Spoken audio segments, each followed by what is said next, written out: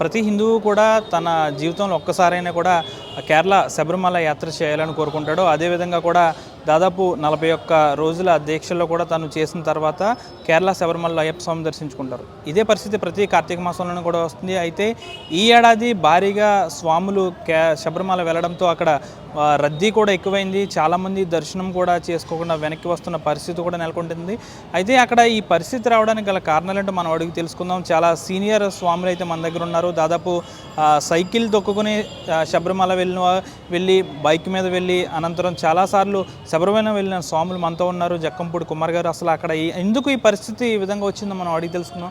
Sir, మీరు చాలాసార్లు వెళ్ళారు, బైక్ మీద వెళ్ళారు, చాలా యాత్రలు చేశారు, శబరిమల కూడా వెళ్ళారు. ఎందుకు అక్కడ ఈ పరిస్థితి వచ్చింది? అంటే ప్రతి హిందువు కూడా తన జీవితంలో శబరిమల వెళ్ళాలని కోరుకుంటాడు. వెళ్ళిన తర్వాత దర్శనం చేసుకోకుండా వెనక్కి వచ్చేస్తున్నారు, చాలా బాధపడుతున్నారు. ఎందుకు ఈ పరిస్థితి ఉద్భవించింది అక్కడ? స్వామియే శరణమయ్యప్ప. నా పేరు జక్కంపూడి కుమార్, మాది పాలకొల్లండి. నేను నా చిన్నతనంలో 86 నుంచి అయ్యప్ప స్వామి మాల వేసుకుని శబరిమల వెళ్ళడం జరిగింది. సుమారుగా 20 సార్లు నేను వెళ్ళాను. 20 సార్లు 3 సార్లు సైకిల్ మీద కూడా పాలకొల్లు నుంచి శబరిమల, అలాగే బైక్ మీద కూడా వెళ్ళడం జరిగింది. కానీ ఎప్పుడూ కూడా ఈ విధంగా నేను ఎప్పుడు చూడలేదు. శబరిమల ఎప్పుడు కూడా లక్షలాది మంది స్వామివారిని దర్శనం చేసుకుంటారు. ఇన్ని లక్షల మంది వచ్చినా సరే అదే రోజు స్వామి పంబ దగ్గర నుంచి వెళ్ళి దర్శనం చేసుకుని వెంటనే తిరిగి వచ్చేసి మళ్ళీ అభిషేకం కోసం ఒక రాత్రి వెళ్తే పొద్దున్న దాకా ఉండి తెల్లవారుజాము 3 గంటలకు అభిషేకం చేసుకుని రావడం జరుగుతుంది. మరి ఈ సంవత్సరం ఎందుకు అలా చేస్తున్నారో తెలియదు. నాకు తెలుసుండి జ్యోతి రోజుని, మకర సంక్రాంతి రోజుని జ్యోతి దర్శనం కోసం అప్పుడు వెళ్ళినటువంటి స్వాములు పంబ దగ్గర ఆగి ఆ జ్యోతి దర్శనం అయ్యాక వెళ్ళడం జరుగుతుంది. అప్పుడు ఫ్లోటింగ్ అనేది విపరీతంగా ఉంటుంది తప్పించి మళ్ళీ ఎప్పుడూ కూడా శబరిమల ఎన్ని లక్షల మంది వచ్చినా సరే అదే రోజు స్వామివారిని దర్శనం చేసుకుని రావడం జరుగుతుంది. అంతేకాదు ఇక్కడి నుంచి వెళ్ళే స్వాములు అప్ అండ్ డౌన్ టికెట్స్ కూడా బుక్ చేసుకుని వెళ్ళడం జరుగుతుంది. కనుక ఈ విధంగా ఆపేయడం వల్ల రిటర్న్ టికెట్ జర్నీకి రావడం చాలా కష్టం స్వాములందరికీ కూడా. దానివల్ల ఏంటంటే అక్కడ కేరళ నుంచి మళ్ళీ ఆంధ్ర రావడం అంటే సహజమైన పని కాదు.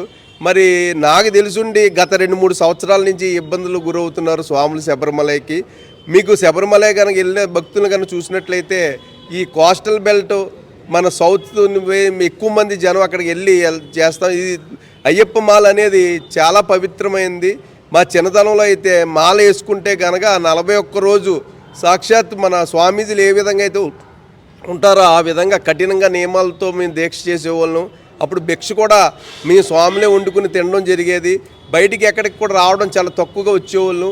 అలాగే లేడీస్ ఎక్కడైనా ఈ బయట ఉన్న లేడీస్ కనపడితే మళ్ళీ వెళ్ళి స్నానాలు చేయడం అలాంటివన్నీ అంత పవిత్రంగా చేసి ఇక్కడ 41 రోజు దీక్ష చేసిన తర్వాత ఇరుముడి కట్టుకుని మేము శబరిమల వెళ్ళి ఆ ఎరిమేల నుంచి వేడతులు ఆడుకుని అలా పంబం మీదగా ఇవన్నీ చూసుకుని స్వామివారి దర్శనం చేసుకుని వచ్చేవాళ్ళం. ఇవాళ మరి ఎంచేతను 24 గంటల పైన ఈ స్వాములందరినీ అక్కడ ఆపేస్తున్నారంట. చాలామంది ఇబ్బంది పడుతున్నారు. అయ్యప్ప మాల వేసుకెళ్ళిన స్వామికి పవిత్రమైనది ఇరుముడి మనంతటా మన కింద దించుకోవడానికి లేదు. మన సీనియర్ స్వాములు ఎవరైతే ఉన్నారో కనీసం 3 సంవత్సరాలు పైబడి వెళ్ళిన స్వాములు ఇరుముళ్ళు దించాలి. ఈ క్యూలో వెళ్ళడం వల్ల ఇరుముళ్ళు కింద పడిపోవడం, తొక్కిసలాటలాడడం, చాలామంది స్వాములు మళ్ళీ జీవితంలో మళ్ళీ వెళ్ళకూడదని భయపడే విధంగా అక్కడ కేరళ స్టేట్ మరి అలా క్రియేట్ చేస్తున్నారు ఏంటో నాకైతే తెలియట్లేదు. గత 3 సంవత్సరాల నుంచి ఇదే విధంగా ఉంటుంది. ఇవాళ మన లక్షలాది కోట్లాది రూపాయలు ఇరుముడిలో ప్రతి స్వామి కూడా కొన్ని వేల రూపాయలు, మినిమం 500 కాడి నుంచి 1000 రూపాయలు తీసుకెళ్ళి ఆ ఉండిలో వేస్తారు. మరి త్రివెన్కోర్ దేవస్థానం మరి ఆ డబ్బుని ఏం చేస్తుందో తెలియదు. కనీసం అక్కడ మంచినీళ్ళు ఫెసిలిటీ ఉండదు, శుభ్రత ఉండదు. ఆ రూమ్స్ ఉంటాయి, ఆ రూమ్స్లో కూడా కనీసం 1 గంట కూడా మనం కూర్చోలేము. అలాగే ఈ వెయిటింగ్ హాల్ కింద ఎక్కడ కూర్చోబెడుతున్నారంట, అక్కడ చాలా దారుణంగా ఉంటుందంట. కూర్చోవడానికి కూడా చాలా ఇబ్బందికరం. అలా పంబా నది కానీ ఎరిమేలి కానీ అసలు శుభ్రత అనేది లేకుండా వాటర్ కూడా ఎలా పడితే అలా ఉందని అంటున్నారు. అందరూ కూడా భయపడుతున్నారు. ఇక్కడ కొంతమంది స్వాములు మనం అడిగినట్లయితే 41 రోజు దీక్ష అయింది, శబరిమల టికెట్స్ కూడా బుక్ చేసుకున్నారు. వెళ్ళడానికి భయపడి పాలకుల్లో ఉన్న అయ్యప్ప స్వామి గుడికి, ద్వారపుల్లో ఉన్న అయ్యప్ప స్వామి గుడికి వెళ్ళి ఇరుముళ్ళు ఇవ్వడానికి ఆలోచించుకుంటున్నారు. ఈ విధంగా చేస్తే మనం చాలా ఇబ్బంది పడతాం. హిందూ ధర్మం అనేది ఇవాళ మనకు ఉన్నది ఒక ఏకైక దేశం, భారతదేశం, హిందూ దేశం. ఇలాంటి కనుక చేసినట్లయితే హిందూ ధర్మం కూడా చాలా ఇబ్బంది పడుతుంది. అందరూ కూడా మేలుకోవాలి. ఇవాళ కేరళలో ఎవరో బీజేపీ వాళ్ళు చేయడం కాదు ధర్నా, ప్రతి హిందువు కూడా రోడ్డు మీదకి వచ్చి ఇలా ఎందుకు జరుగుతుంది అనేది మన యాజిటేషన్ చేయకపోతే రానున్న రోజుల్లో మనం అందరం కూడా ఇబ్బంది పడతాం. ఇంత పొద్దున్న క్లిప్పింగ్ చూశాను, తండ్రి ఎక్కడో ఉన్నాడో, పిల్లోడు ఏమో బస్సులో ఎక్కి వాళ్ళ తండ్రి కోసం గోల పెడుతూ కానిస్టేబుల్ దండం పెట్టి వేడుకుంటున్నాడు. ఈ విధంగా అయితే ఎలాగ ఈ తోపులాటలు ఎవరు ఎక్కడికి వెళ్ళిపోయారు ఎవరికి కూడా తెలియదు. భక్తుల రద్దీని దృష్టిలో పెట్టుకుని రైల్వే శాఖ కూడా రైళ్లను కూడా పెంచింది. అంటే ఆ విధమైన ఏర్పాట్లు కేరళ ప్రభుత్వం చేయలేదంటారా? ఇవాళ నేను రైల్వే బోర్డు డిఆర్యూసీసీ మెంబర్ని.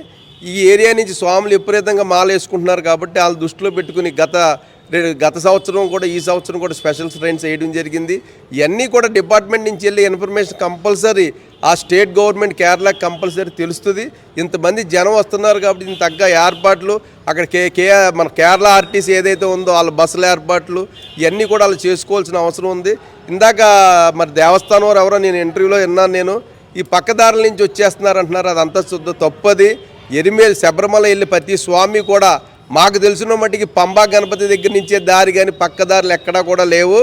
ఈ మన ట్యాగ్లు ఆల్రెడీ గతం నుంచి కూడా ట్యాగ్లు కూడా వేస్తున్నారు, టోకెన్స్. మరి ఆ టోకెన్స్ బట్టి అయినా సరే ఇంతమంది వస్తారు కాబట్టి అంతమందికి ఏర్పాట్లు చేయాలి. నేను ఎరిమేల్లో చూసాం, ఒక షాప్ వాడు ఎరిమేలు వచ్చే భక్తులకి తినే ఫుడ్లో కూడా వాటర్ లేదుకో మరి ఏంటో యూరిన్కి సంబంధించిన వాటర్ని పెట్టి అక్కడ వంట చేస్తున్నారంట. అంత దారుణం ఏంటి, అది ఎంచేత చేస్తున్నారు? ఇవాళ దాని మీద యాక్షన్ ఏం లేదు.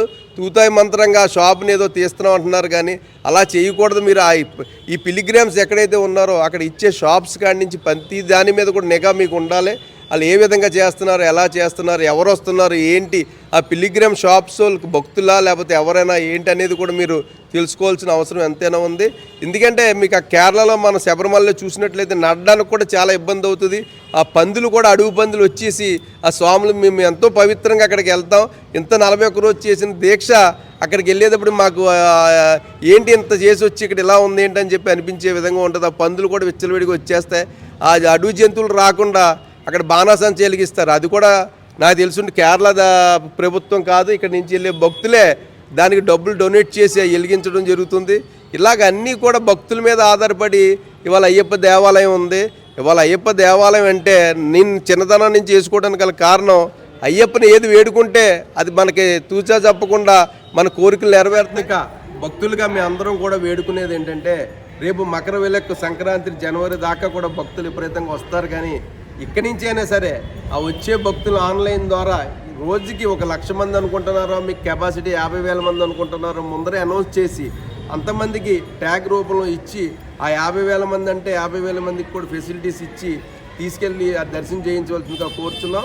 అలాగే స్వాములందరికీ కూడా విన్నపం, ప్రజెంట్ చాలా రద్దీగా ఉంది. మీరు జర్నీ చేసేటప్పుడు అన్నీ ఆలోచించి ప్రయాణం చేయండి అని చెప్పి కోరుకోవడం జరుగుతుంది. స్వామి శరణం అయ్యప్ప. వీడియోస్ కోసం ఛానల్ ని సబ్స్క్రైబ్ చేయండి, లేటెస్ట్ అప్డేట్స్ కోసం వాట్సాప్ ఛానల్ ని ఫాలో చేయండి అండ్ లింక్ డిస్క్రిప్షన్ లో ఉంది.